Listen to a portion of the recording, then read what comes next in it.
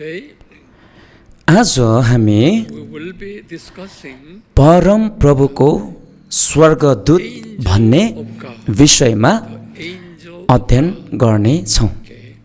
परम प्रभुको स्वर्गदूत भन्ने विषयमा बाइबलमा परम प्रभुको स्वर्गदूत भन्ने विशेष अभिव्यक्ति हामी पाउँदछौं।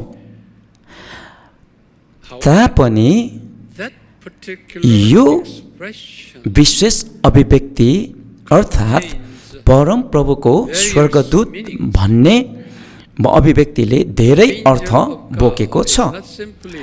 परम प्रभुको स्वर्गदूत भन्नुको अर्थ साधारणतया स्वर्गदूत मात्रै भन्ने बुझिँदैन, तर बाइबलीय प्रसङ्गलाई नियालेर यसमा धेरै अर्थ लाग्दछ। बाइबलीय प्रसङ्गलाई विषयवस्तुलाई हेरिकन यसको अर्थ लगाउनु पर्ने हुँदछ। हामीले बाइबलमा भएको परम प्रभुको स्वर्गदूत भन्ने शब्दलाई निहाल्नेछौँ, अध्ययन गर्नेछौँ। यो विषयमा यो विषय अति नै महत्त्वपूर्ण र चाखलाग्दो विषय रहनेछ। पाठ नम्बर 9 अथवा लेक्चर नम्बर 9 मा हामीले स्वर्गदूतहरू आत्मिकी प्राणीको रूपमा मानिस कहाँ देखा परेको भन्ने विषयमा हामी अध्ययन गर्नेछौँ। स्वर्गदूतहरू आत्मिकी प्राणीको रूपमा मानिस कहाँ देखा परेको भन्ने विषयमा हामी आज अध्ययन गर्ने छौँ। यो विषयमा रहिकन हामी अध्ययन गर्ने छौँ।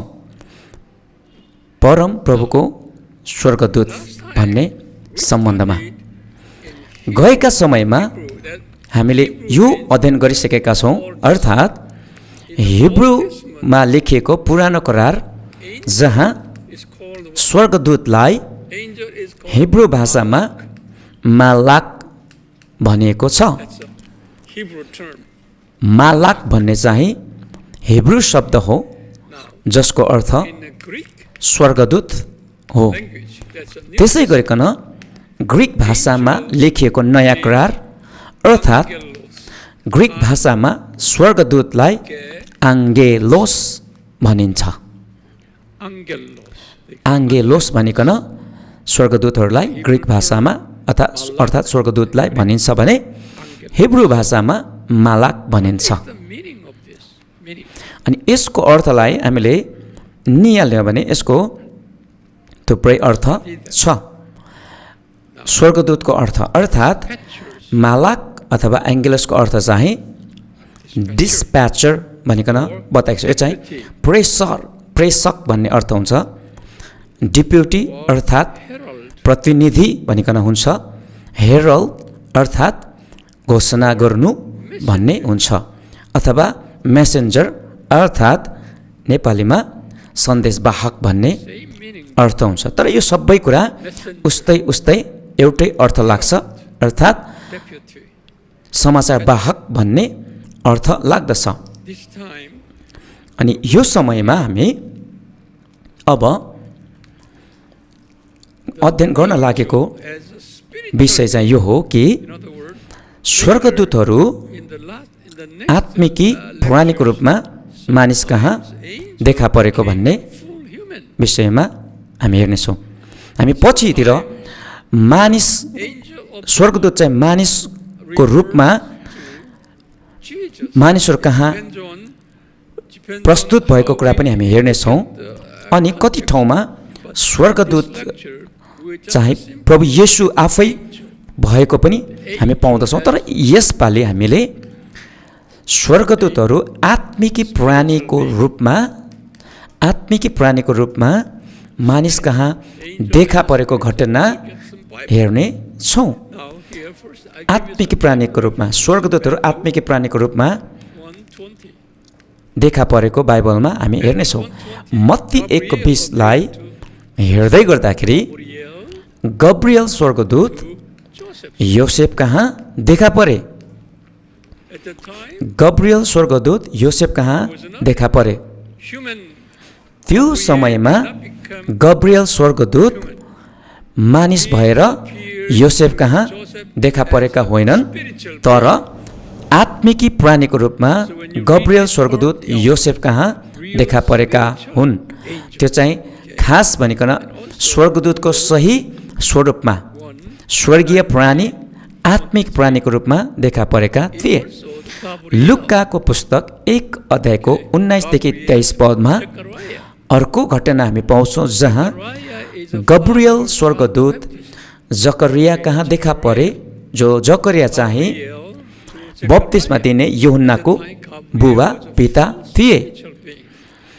त्यो बेलामा पनि गब्रियल स्वर्गदूत कुनै पनि मानिसको स्वरूपमा नभइकन स्वर्गीय प्राणी आत्मिक प्राणीको स्वरूपमा देखा परे। त्यसै गरिकन लुक्का 1:26 र 27मा हेर्यो भने गब्रियल स्वर्गदूत मरियम कहाँ देखा परेको घटना हामी पाउँछौँ। त्यहाँनिर देखा परेको गब्रियल स्वर्गदूत पनि पुरा आत्मिक प्राणीको स्वरूपमा उनी देखा परे।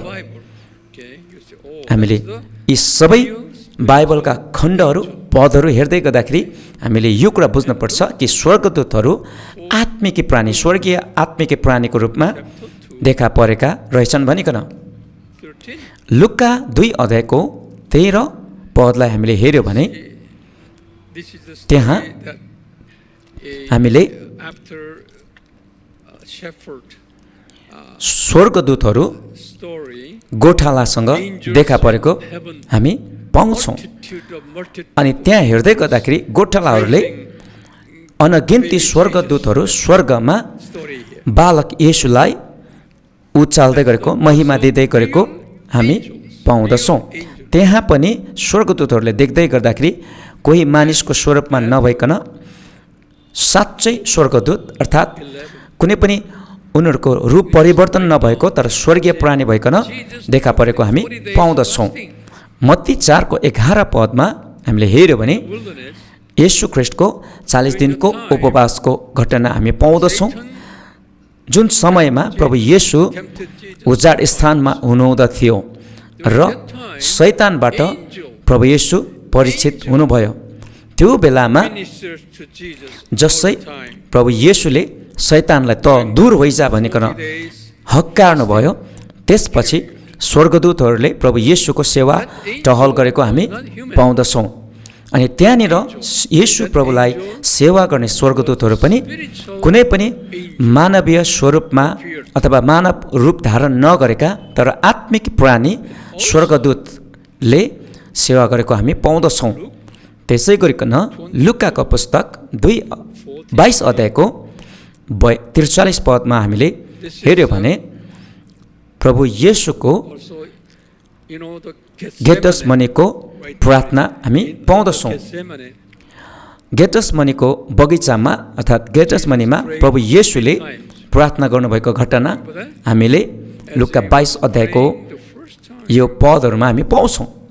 जब येशूले पहिलोपटक प्रार्थना गर्नुभयो, येशू ख्रीष्ट साह्रै शोकित र दुर्बल भएको निराश भएको हामी पाउँदछौँ। किन भन्दा येशू ख्रीष्ट 100% मानिस भएको कारणले गर्दा उहाँले आउन लागेको पीडा क्रुसको मृत्युलाई थाहा गरेको कारणले प्रभु येशू शोकित र व्याकुल हुनुभयो।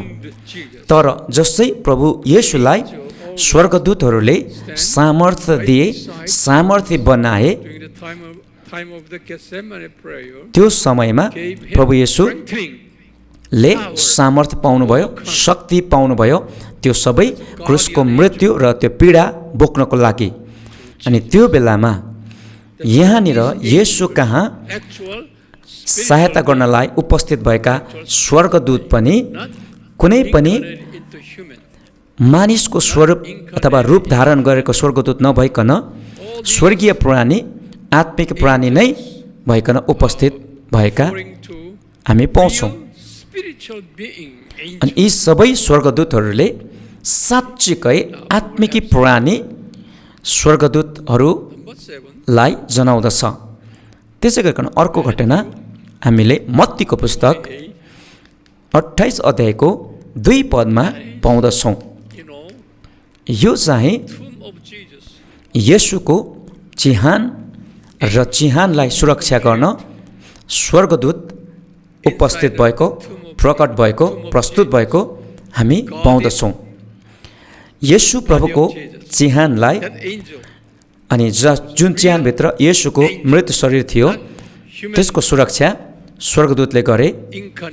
अनि त्यहाँनिर स्वर्गदूतलाई हामीले हेर्दै गर्दा मानिसको स्वरूप धारण गरेको, रूप धारण गरेको, रूप बदलिएको स्वर्गदूत नभइकन स्वर्गीय प्राणी, आत्मिक प्राणी नै भइकन स्वर्गदूतले त्यहाँनिर सुरक्षा गरेको हामी पाउँछौँ। प्रकाशको पुस्तक 1 अध्यायको 1 पदमा हामी हेऱ्यौँ भने यूहन्नाले लेखेको पुस्तक हामी पाउँदछौँ। यहाँनिर एउटा स्वर्गदूत यूहन्ना कहाँ आइकन अब हुन लागेका कुराहरूको बारेमा बताउन र देखाउन गए।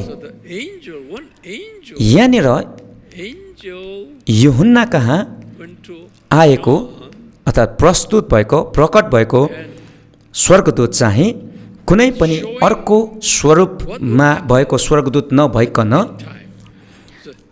त्यहाँनिर पनि स्वर्गीय प्राणी साँच्चीकै स्वर्गदूतको आफ्नो साँचो स्वरूपमै आत्मिक प्राणी नै प्रस्तुत, प्रकट भएको हामी पाउँछौँ।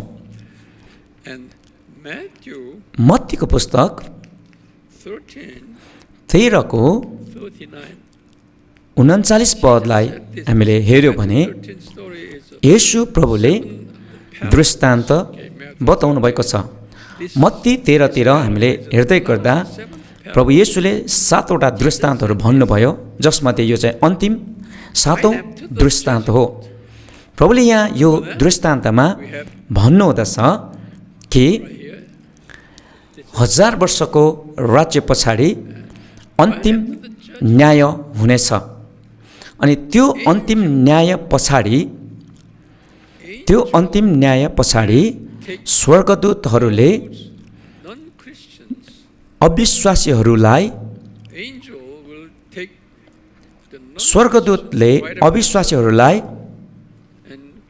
प्रभु येशूको अन्तिम न्यायपछि अतल कुण्डमा अर्थात् नरकमा, अझ त्यसलाई बाइबलमा हेऱ्यो भने त्यहाँनिर प्रभुले भन्नुहुँदछ अग्निकुण्डमा, जो चाहिँ दोस्रो मृत्यु हो, त्यहाँ चाहिँ स्वर्गदूतले फाल्नेछन्, त्यहाँ पुर्याउनेछन् भनिकन त्यहाँ लेखिएको छ। स्वर्गदूतको काम यस्तै छ। सुरुदेखि नै अन्तिम समय स्वर्गदूतहरू राज्यमा, परमेश्वरको राज्यमा खटिएको कुरा हामी पाउँदछौँ। अग्निकुण्डमा फाल्ने काम पनि स्वर्गदूतले गर्नेछन्। यी सबै कुरा हामीले हेर्दै गर्दा स्वर्गदूतहरू आत्मिकी प्राणी नै भइकन, जो चाहिँ उनीहरूको सही स्वरूप हो, मानिस कहाँ देखा परेको हामी पाउँदछौँ। कम्तीमा पनि यहाँनिर हामीले 9 वटा बाइबलीय खण्डहरूको आधारमा यी सबै कुरा भन्न सक्छौँ कि स्वर्गदूतहरू चाहिँ सधैँ मानिस अथवा कुनै अर्को स्वरूपमा मात्रै नभइकन साँच्चैकै आत्मिक प्राणीको रूपमा पनि स्वर्गदूत देखा परेका रहेछन् भन्ने कुरा हामीले थाहा गर्न सक्छौँ।